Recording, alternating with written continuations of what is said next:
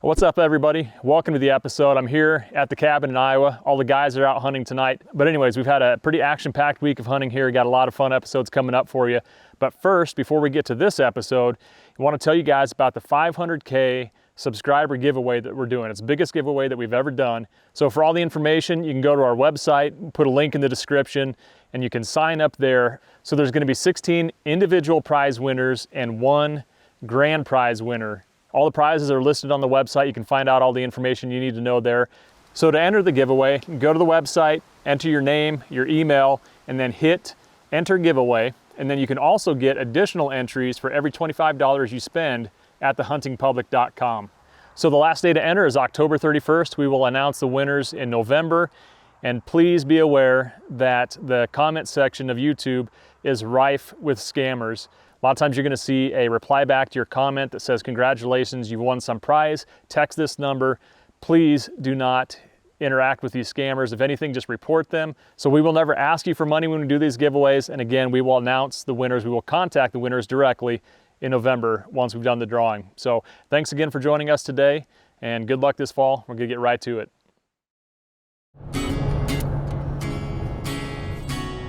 All right, here it is, third day in Nebraska. Just give you a kind of an update of what's been going on here, and then I've had kind of a fun and interesting encounter this morning that I'll tell you about. So it's my third day, gonna be my last day to hunt. So 2 days ago, the first evening I hunted, saw those deer underneath those oaks. I went back in there the next morning and set up right in the spot where those deer had been, thinking for sure at least a doe was gonna come back in there and feed in the morning on their way back to bed, but ended up being a slow morning. So that was that. Then that evening, I debated on either going to hunt an irrigated milo field or hunting a creek bottom where I had seen a shooter buck before. So I elected to go to the creek bottom, saw 5 or 6 does and fawns, didn't see any bucks there.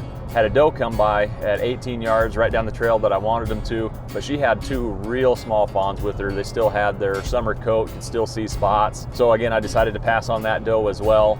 But this morning, this is what I wanted to talk about. I ran into a fellow bow hunter from Wisconsin, real nice guy, his name is Travis, and we started talking and realized that we were either had been hunting the same spots or were thinking about hunting the same spots. So we started looking at onX and talking about where we're gonna go to tonight.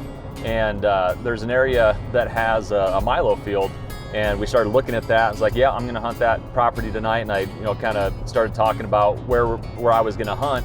And it's basically the same exact spot that he was gonna go to. So we decided that he'll go hunt that spot.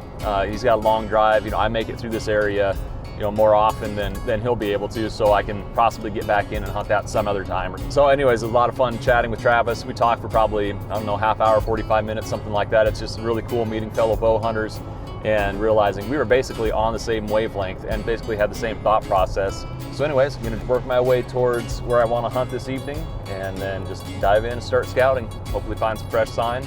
And then it's on to Iowa from there. Well, it's about 3:30 right now, heading in for the evening hunt. Spent the last couple hours scouting a different spot and really didn't find anything. Very few acorns on the ground, didn't find really any amount of signs. So I'm gonna dive into this piece. And if I don't find anything good in here, I'm gonna go to my plan B, which is to go back to the spot where I hunted a couple days ago. It was the first evening I was here and saw like those 6 or 7 deer feeding all under the same oak tree, the feed tree, if you will. The only bad thing is it's kind of a transitional area. It's out in the open. It's just these little patches of trees, and it's hot today. It's in the lower 80s. I just don't think, those deer didn't make it to that tree until the last 10 minutes of legal shooting time the other day, and it's 10 degrees warmer or more today, so I just don't think they're gonna make it to that spot in time, even though there's a lot of deer under that tree the other evening. I've got my plan A, got my plan B. I'm excited to dive into a new area here, and I'm using the acorn producing oaks layer on onX to identify areas of interest that I want to go to, because it shows pockets of oaks. So it's helping me to pinpoint spots that I want to go to and scout quickly and then move on to other patches of oaks. So it's a scouting mission right now. I'll give it an hour and a half, 2 hours maybe. If I don't find anything by 5 o'clock, I'm going to bail on this spot and go to the plan B.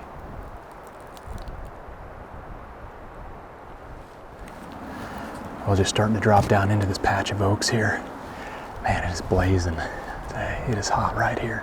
But I can just see the tops of the oaks right here.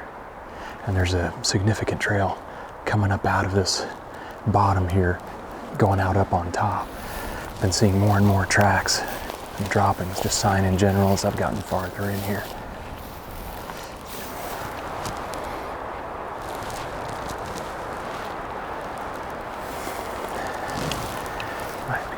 Wind is getting a little bit swirly right here. Now the question is, can I hunt in here with this breezy conditions without the wind just swirling and messing everything up? But I guess that's what I gotta go find out.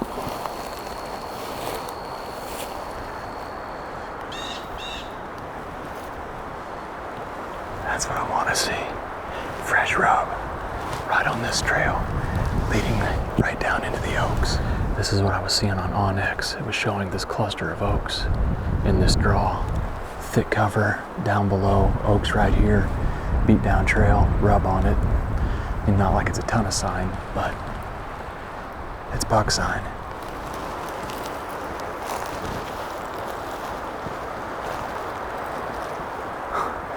It's beat down in here. There's a major trail coming up out of this draw that splits off right here, just beat down with tracks.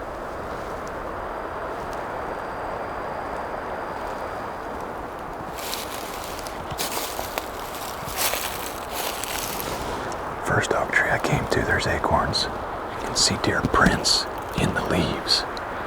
They've probably just been meandering through here feeding.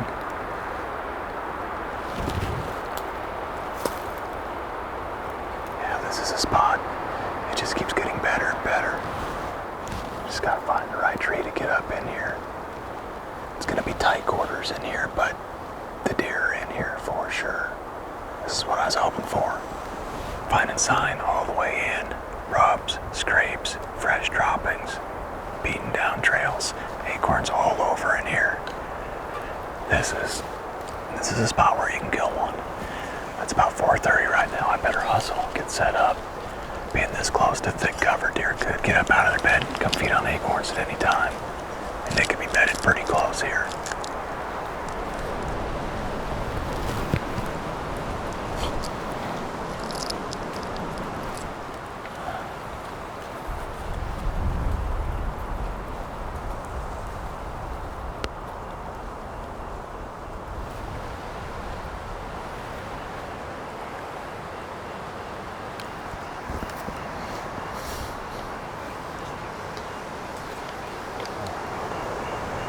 And here we go.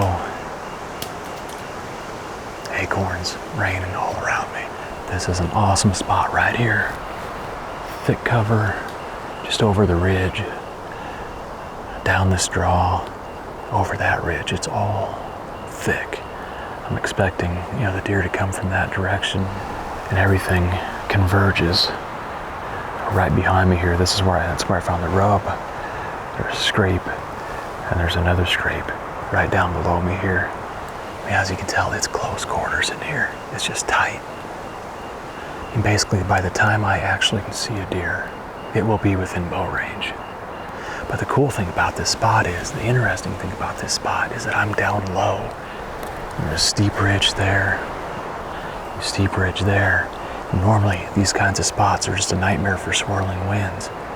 But this draw is directly in line with the wind direction today. So it's just blowing right through this chute, and my scent is going back up behind me towards the way I came. I mean, this is the kind of scenario that you dream of. Oaks dropping acorns next to thick cover, fresh sign, buck sign. I mean, just it all comes together right here. So I've got to get it done this evening. Not going to be picky either.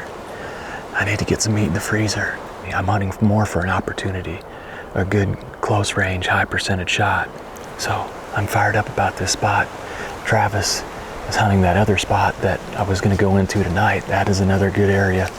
Hopefully he gets into something over there. So here's my thought process on cameras tonight, on the setup.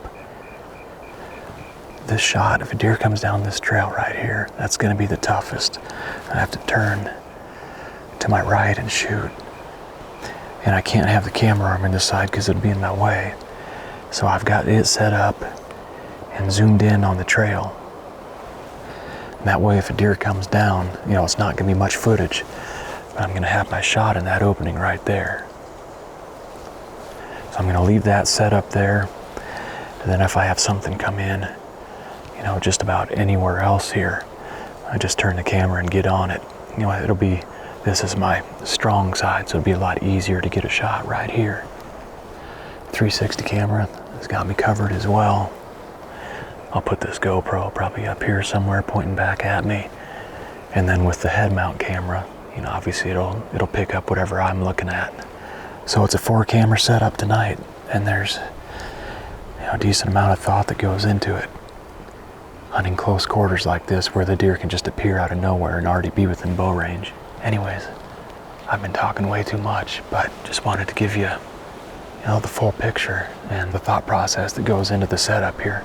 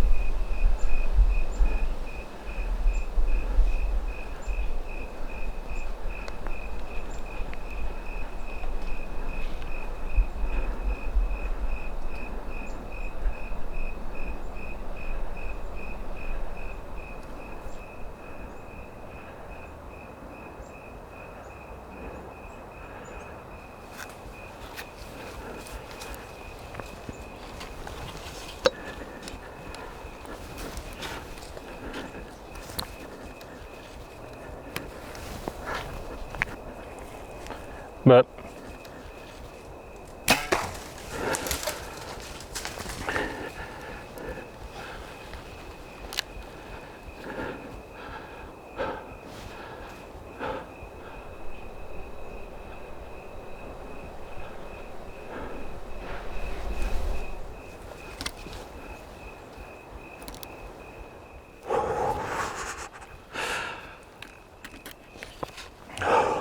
sounds like he went down right there.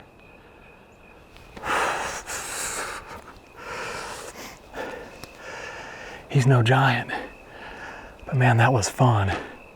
Coming into the spot, scouting it today, finding this sign in here, just this whole process of hunting these last few days. I love deer hunting in this country. I mean, it's just a beautiful, beautiful country here. I thought I could hear footsteps for the longest time, and sure enough, he came in. He's working his way down, feeding on acorns, 20 yards away. Finally got him in an opening where he turned broadside. I had to lower my tether a little bit to get down, has a little more brush to get through, and all of a sudden he just starts coming at me, takes off trotting. I had one opening left about 12 yards away, stopped him, made the shot.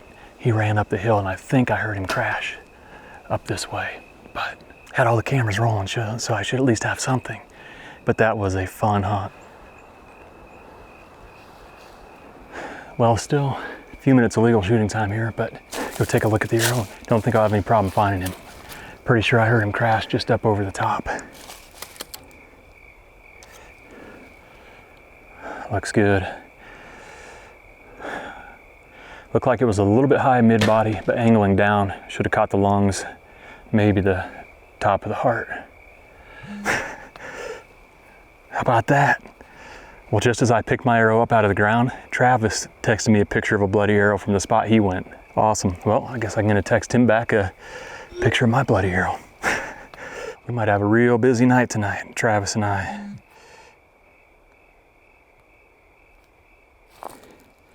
He took off through this thick stuff right here.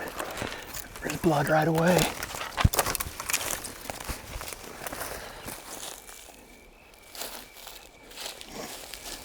He took off up this hill, and blood here. Came up this trail here. Sounded like he made it up to the top and kind of hooked around and heard a crash over in that direction and another deer blowing in that direction right after he crashed. More blood.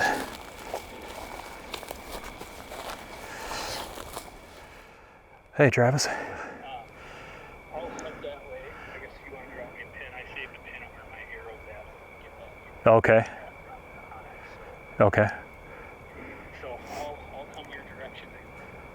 Okay, yeah, that sounds good. Don't feel like you have to, by any means. No, But- I want to. I'm excited to. Okay, well, yeah, I would definitely appreciate the help, and hopefully we got 2 of them to drag out tonight. That would be really cool. So, It's going to be a all long. right, I will. I'll look forward to your pin once I get back to the truck. So. All right, sounds good. All right, See you back there. there. It is going to be a long night. See where he came running through here. There's blood right there. Blood right there. He's got to be somewhere close here. There he is, right there. Heck yeah. Heck yeah. Perfect shot. That is awesome. Ah, yes. Yes, sir. High behind the shoulder on one side, came out right in the point on the other side. Man, what a pretty deer. I love these September whitetails. Just beautiful fine coat. It's all about the acorns on this trip. I guess I could take my gloves off. Like today, to me, is what bow hunting is all about. Getting to meet a fellow bow hunters, traveling out of state, talking strategy, cooperating together. He went to the spot that I originally was gonna go to tonight. I came to a different spot, scouted my way in, and then to put all the pieces together and have one come in and give me a good quartering away shot at 15 yards, and only made it about 65, 70 yards, heard him crash. I was pumped up, got a hold of Travis, let him know he's jacked up. He's gonna come help me drag this thing out. And then he shot one tonight, so I'm gonna go help him track and hopefully pack one out as well. He was quite a bit deeper in than what I am. And I am super excited. Absolutely love it. Howdy, howdy. Deer I shot perfectly broadside, 20 yards. Yeah, Got him stopped right in that V and sent it off. Watched it hit, and he just spun and then ran up and down, and that was the last I saw him. But like I said, Okay. I didn't see that blood yeah, his first 10 yards, but I didn't want to. yep. Better I've safe learned. than sorry. Yeah. I've learned. There's a little bit of uphill. That'll be a bugger. Yeah. So mine, 1.2 on the tracker. So Yeah. quartering him, Yeah. packing him out. Yeah.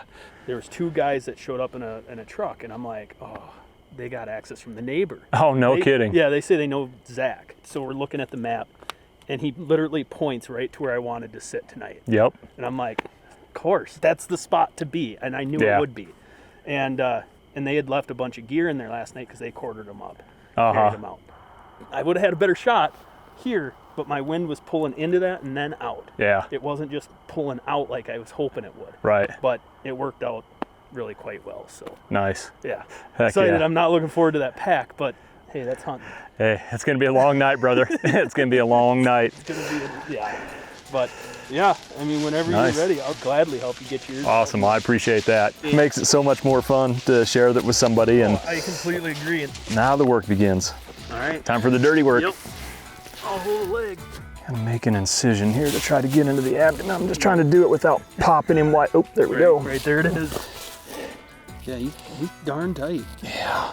Yeah, dang it. I'm sorry, Travis. If I knew you knew better, I'd give you a little. I won't bust you up. Oh, you should. I promise you.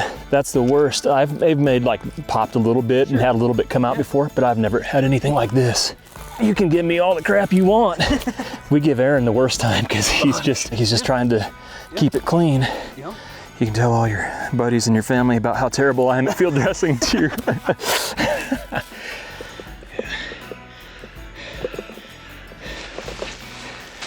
One down, one to go. All right, it is almost midnight. Travis and I got my buck out, got him cooling down, and now we're headed to the spot where he was hunting tonight. We've got about a mile walk in and hopefully a short blood trail. But this is what public land hunting is all about, helping each other out. Yep.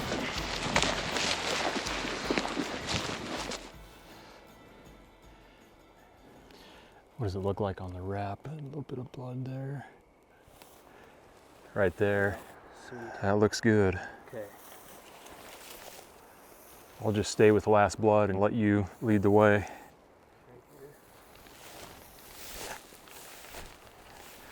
Spraying. Yep, much better than Heck yeah. anticipated. Heck yeah.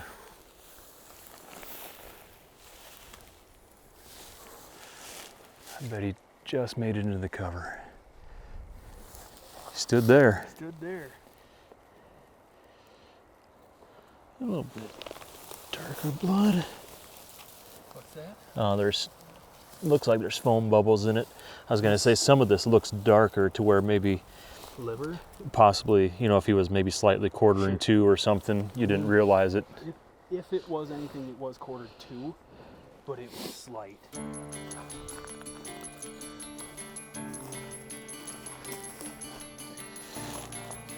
gonna start going down.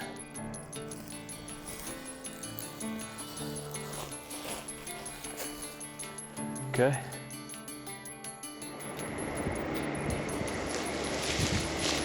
Yeah, there's some right here. Okay. Yeah.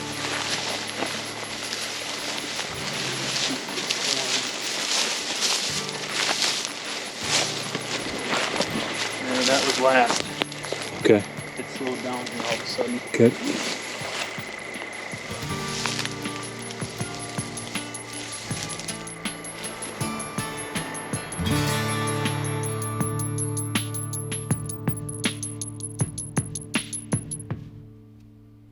Well, wrapping things up here in Nebraska, getting ready to head on over to Iowa. And unfortunately, Travis and I couldn't find his buck last night. We found a bunch of big spots of blood, and then all of a sudden it just turned off. So we spent a little bit more time, just searching, kind of body searching for the deer close by there, and then and backed out. By that time, it was about 3 in the morning. So I got back to camp, got to sleep at about 4:30 in the morning, and got up, butchered my deer, got him on ice. And obviously Travis went back in, by himself, and just texted me, updated me, and said that he followed blood for another 150 yards, and then it petered out again. And then he grid searched for the next several hours, and just couldn't come up with the deer. It's super thick and nasty in that area, and it just didn't turn out the way he hoped it would. So anyways, he just texted me, and I thought I would share a little bit of this with you guys. And he said obviously it was a big bummer to not recover the deer. He's considering his tag filled. He's not going to keep hunting at this point, but it's given him a lot to reflect on. And then he said, to be able to help recover your deer and for all the help that you gave me, I'll be forever thankful for this week of hunting. This week, even with the loss of my deer, will go down in my books as one of the most memorable hunts I've ever had. So yeah, that reminds me growing up and bow hunting on public land around my hometown with my family, with my dad, and then also the friends that we met along the way just hunting public land. I guess that's kind of a reminder of that.